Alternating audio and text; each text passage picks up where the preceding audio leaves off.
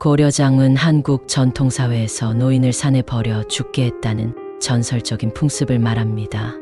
이 이야기는 주로 조선시대 이후 민간 설화나 문학, 영화, 드라마 등을 통해 전해져 오며 실제 역사적 사실이라기보다는 교훈적인 이야기로 여겨집니다.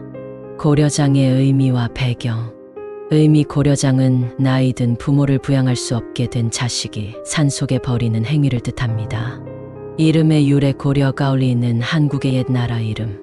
장장은 장례나 묻는다는 뜻으로 고려장은 고려시대에 행해졌다는 장례 방식이라는 의미를 갖고 있으나 실제로 고려시대에 이러한 풍습이 있었다는 명확한 역사적 근거는 없습니다.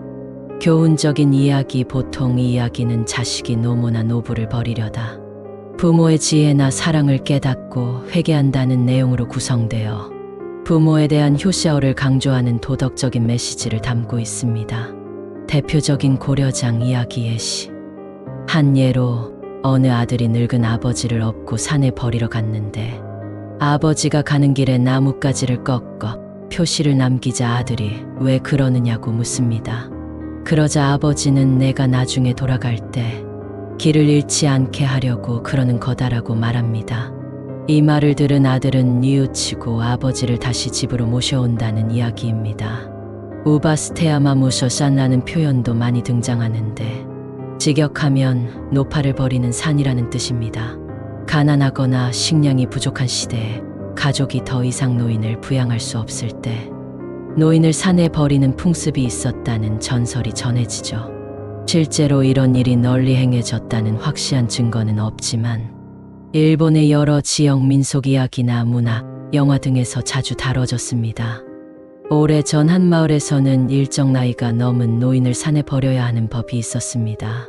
한 청년이 자신이 사랑하고 존경하던 어머니를 법에 따라 산에 버리러 가면서 슬픈 마음에 어머니를 업은 채 몰래 음식을 챙겨주고 길을 잃지 않게 나뭇가지를 부러뜨리며 표시를 했습니다.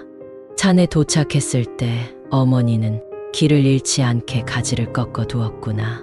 고맙다며 아들의 행동을 알고 있던 듯 말했습니다. 결국 아들은 어머니를 버리지 못하고 몰래 집으로 데려와 숨기고 함께 살게 됩니다. 후에 마을에 큰 위기가 닥쳤을 때 어머니의 지혜로 마을이 구원을 받게 되고 그 뒤로는 노인을 버리는 풍습이 사라졌다고 합니다.